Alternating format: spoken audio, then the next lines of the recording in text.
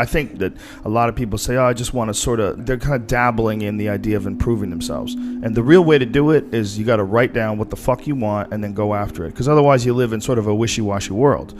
You know, if you decide I'm going to get down to bang, I'm going to do this, I'm going to run a marathon in less than 5 hours, I'm going to, whatever the fuck it is, you got to write that shit down and go for it. What I tell people is the best advice I've ever heard is that live your life like you're the hero in your movie. And right now is when the fucking movie starts and your life is a shitbag disaster, like every fucking Arnold Schwarzenegger movie where he wakes up and makes a blender full of pizza and ice cream. Those guys where they're like on the brink, they put the gun in their mouth and they put it down because they see a photo of their daughter. Pretend that's you. Pretend you are, right now, you're in the part of the movie that starts and it shows you as a fucking loser. And just decide not to be a loser anymore. Live your life like there's a documentary crew following you around and you are analyzing your own behavior. Do what you would want to do so that your kids one day would look back at it and see that documentary and look on it with pride. Like, wow, my dad was a bad motherfucker. He really did what he had to do. Wow, my mom really got her shit together. I love a success story, but even more than a success story, I like a dude who fucks his life up and then gets it back together again story. Those are my favorite stories.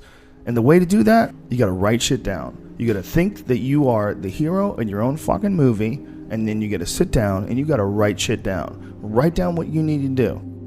Yeah, this life is fucking me over, man. I could have had this and I should have had that. And why does this guy get that? And why does that guy get this? And all things that are completely unrelated to you. All things that you find other people's success as a downfall in your own existence. Instead of being inspired, instead of choosing to be positive, instead of like improving constantly on the direction of trying to achieve whatever the fuck you have written down, you just sit around and spiral. There's nothing more miserable than sitting around someone who's fucking complaining all the time. It is one of the most annoying things ever. Everybody hates it. When someone just sits around and they complain about their life and they don't do jack shit about it. And you tiptoe around it. You don't know what to say. Well, she gets upset when you bring that up. I don't want to bring that up. And you want to go, you fucking crazy bitch. You know what's wrong with your life. Stop announcing it to everybody else and go out and fix that shit. I think that there's a lot of people out there that think somehow or another you're going to get to some place where you're living in silk sheets and you're getting your toes done while someone's dropping grapes into your mouth. I don't want that. I've never wanted that. That guy's not going to be happy. He's going to be bored. An hour into the grapes, you're going to get those fucking grapes away from me. Stop painting my toes. What am I doing in this bed? I got to do something. I'm not stimulated. The human organism, the animal that we are, needs constant stimulation because it evolved trying to find food and escape enemies. And find shelter, escape nature, escape the elements, try to survive. And this is the great joy that you have in taking care of your children, that you can protect your children from the elements and the enemies and feed them. And it's also the great sadness that you see in losers. When I see a loser, I see some guy who's 43 years old, lives in his parents' basement, and he fucking hates the world. I'm like, that was a baby. Man, this is a baby that somebody just gave shitty nutrients to, whether it's nutrients in the form of food or in the form of thoughts and ideas and examples. And this kid developed these horrible, self-defeating patterns of behavior that have led them to this point where they're this middle-aged person with no future and no idea of how to get out of this rut and probably never will escape it and might just wind up sucking on a gun. This is the world that we live in today. And I think part of that world is because we have been fed this line of horseshit that you're supposed to seek comfort. And I don't think you are.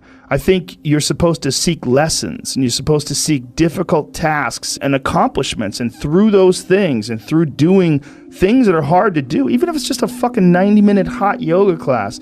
I do a 90-minute yoga class. Those last 20 minutes, I do not want to be there, man. And I definitely don't want to give 100%. And I can cheat. But if I don't and I get through it, when that time is up and the lady says namaste and everybody gets up, I'm like, fuck, man, I made it. I lost 15 pounds. My fucking yoga mat is drenched to the point where I could literally wring it out and fill a jug up with water. But through that struggle, I will now have a better day. And I better fucking do it again tomorrow. or do something else. Because if I just think, well, tomorrow I'm just going to coast and eat Twinkies and watch TV. Oh, hello, sadness, my old friend. Hello, depression. Because when you're not doing anything, you feel like shit. And that's just a part of being a human being. And we can pretend that we're something other than what we really are. And we can pretend, nah, me, man, I'm just cool, just chilling, doing nothing.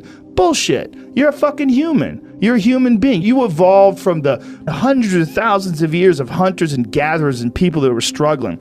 Human reward systems are carved deeply into your DNA. And if you don't respect that, if you don't respect the mechanism of happiness and fulfillment and what you really need to do in order to feel satisfied in life, camaraderie, love, family, friendship, struggle, testing yourself, learning, all those things are imperative. They're all a giant part of being a person.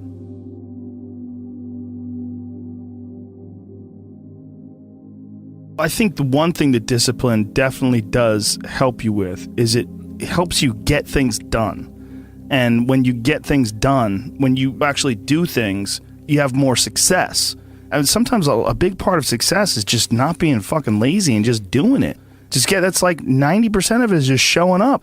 Get there and start working. Like, you're not going to feel perfect every day. If I only worked out when I felt good, I'd be a fat fuck.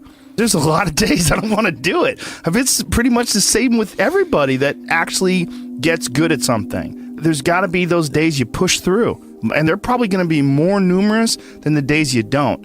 And so the benefit of discipline in my eyes has always been that through discipline, I get things done. I always say that I'm like the most lazy, disciplined person I know because I don't want to do it, but I always do. There's a great book on it. Stephen Pressfield wrote a book called The War of Art. And Pressfield was essentially like a ne'er-do-well till he was like 40 years old. He was kind of a fuck-up. A lot of artists and comics, I bet musicians as well, but writers for sure, one of the big problems is sitting down and doing the work. And Pressfield talks about that in the most concise and beautiful way. And he labels it like an enemy. He calls it resistance, and that you have to sit down, you have to overcome resistance, and that the pro goes to work. And it doesn't matter if you're sick, it doesn't matter if you have kids, it doesn't matter what, you're a pro and you go to work. And that just, it puts it in your head that this is what I do. This is what, and you have pride in that. And then when you are in front of that keyboard and you look down at the count, it says, I put 1,000 words in. You're doing the work. Out of that work, gems blossom. But you might have a day where you just write nothing but dog shit. So what? Show up again tomorrow. And tomorrow out of that dog shit, a flower will emerge.